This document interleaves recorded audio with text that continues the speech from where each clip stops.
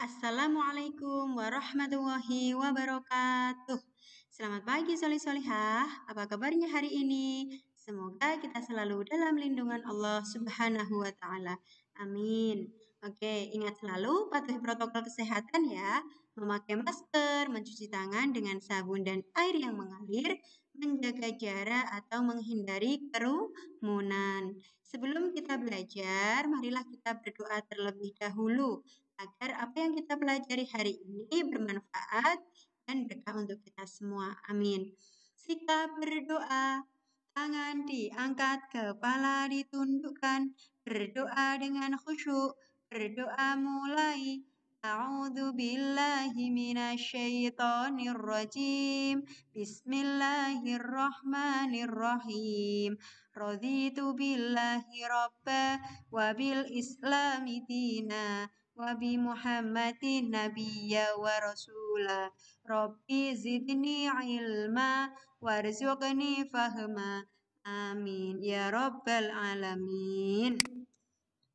Hari ini kita akan belajar tematik tema 8 peristiwa alam, subtema 4 bencana alam, pembelajaran keempat. Oke, adapun pemetaan KD-nya yang pertama adalah Bahasa Indonesia KD 3.8, rinci ungkapan penyampaian permintaan tolong. Kemudian ada PJOK KD 3.7, memahami berbagai pengenalan aktivitas air dan menjaga keselamatan diri atau orang lain dalam aktivitas air tersebut. Kemudian ada SPDP juga KD 3.4, mengenal bahan alam dalam berkarya. Nah, sekarang tujuan pembelajarannya nanti diharapkan solih-solihah mampu mempraktekkan ya ataupun mampu tahu cara bagaimana menjaga keselamatan di air. Kemudian solih-solihah juga dapat menjelaskan ungkapan permintaan tolong ya, baik secara lisan maupun tertulis dengan tepat. Kemudian solih-solihah diharapkan dapat membuat kreativitas dari tanah liat atau benda lunak ya. Nah, di sini dibuka bukunya halaman 180. Mari beraktivitas air. Apabila terjadi banjir, air akan menggenangi jalanan. Kaki sulit melangkah karena terasa berat. Ayo kita latihan berjalan di dalam air. Selalu siap siaga apabila bencana datang. Nah, pada gambar 180 itu menunjukkan bahwa mereka sedang apa? Berlatih berjalan di dalam air. Apa gunanya? Untuk siap siaga apabila bencana datang. Nah, ketika solih-solihah tidak berani ya berjalan di dalam air sewaktu-waktu bencana datang seperti banjir, nah pasti akan ketakutan dan tidak berani berjalan ya menyeberangi air. Namun, ketika kita sudah berlatih berjalan di dalam air, maka kita akan siap siaga apabila banjir itu datang dan kita berani berjalan di dalam air. Nah, bagaimana cara latihannya? Nah, seperti yang dicontohkan di halaman 180.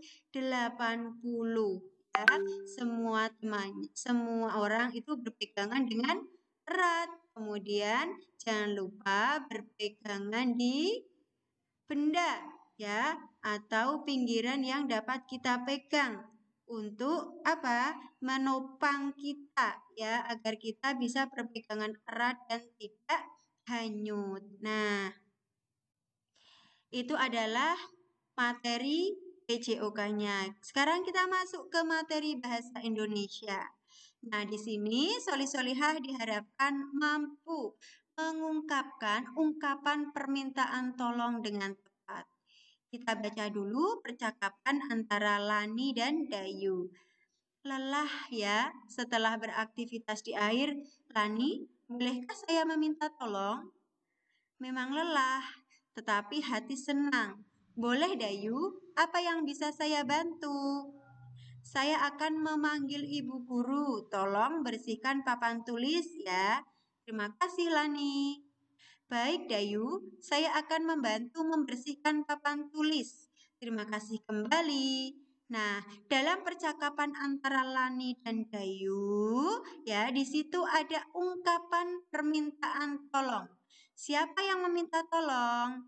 Nah, yang meminta tolong adalah Dayu meminta tolong kepada Lani, ya, yaitu meminta tolong apa? Meminta tolong membersihkan papan tulis, ya. Tolong bersihkan papan tulis ya. Terima kasih Dayu. Nah, yang dicontohkan Dayu itu sudah benar ya. Setelah kita meminta tolong kepada orang lain, jangan lupa ucapkan terima kasih kepada orang yang sudah menolong kita. Nah, pernahkah kamu membutuhkan bantuan orang lain? Tentu saja pernah ya. Ketika di rumah, biasanya Solihah juga minta tolong kepada ibu. Nah, contoh permintaan tolongnya apa? Seperti halnya, Bu, tolong ambilkan buku yang ada di rak. Tangan saya tidak sampai untuk mengambilnya. Nah, itu juga termasuk ungkapan permintaan tolong, ya. Kemudian ibu juga pasti pernah minta tolong kepada kalian. Nak, tolong rapikan tempat tidur kalian masing-masing ya. Nah, itu juga kalimat permintaan tolong. Nah, jangan lupa setelah kalian meminta tolong dan orang lain sudah menolong kalian, ucapkanlah terima kasih. Nah, di sini bagaimana cara kita meminta tolong kepada orang lain? Gunakan bahasa atau kata yang santun. Ya, solihah, jangan sampai menggunakan bahasa yang kasar. Karena kalau permintaan tolong disampaikan dengan bahasa yang kasar, itu artinya bukan meminta tolong, namun memaksa. Dan itu tidak boleh.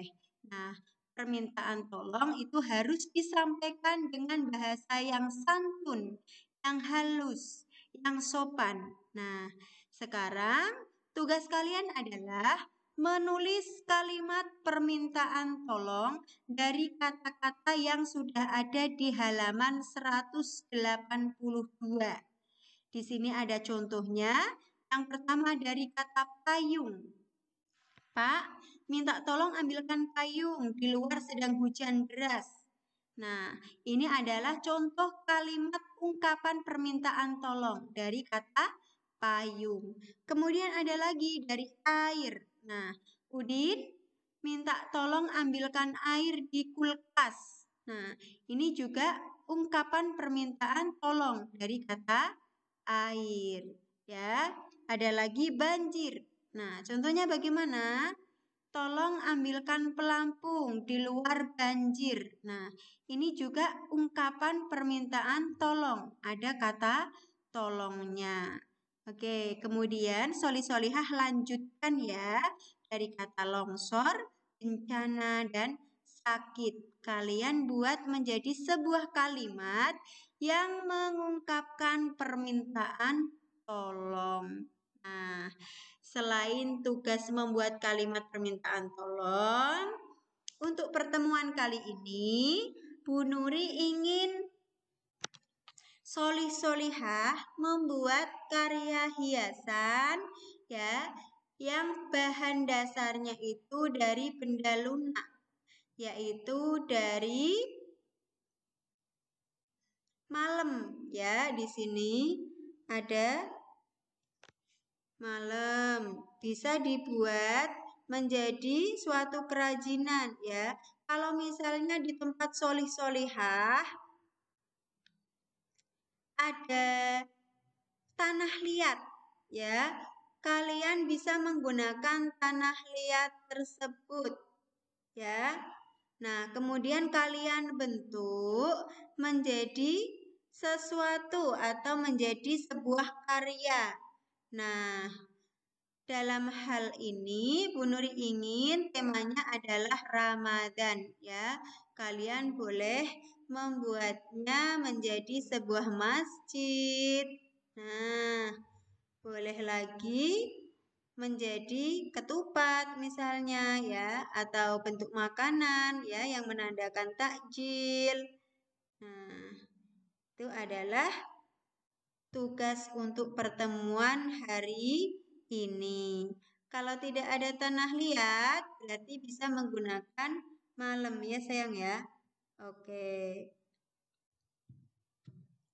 Itu adalah pembelajaran untuk hari ini. Alhamdulillah pembelajaran 4, subtema 4 telah selesai. Semoga selalu dimudahkan dalam mengerjakan tugas.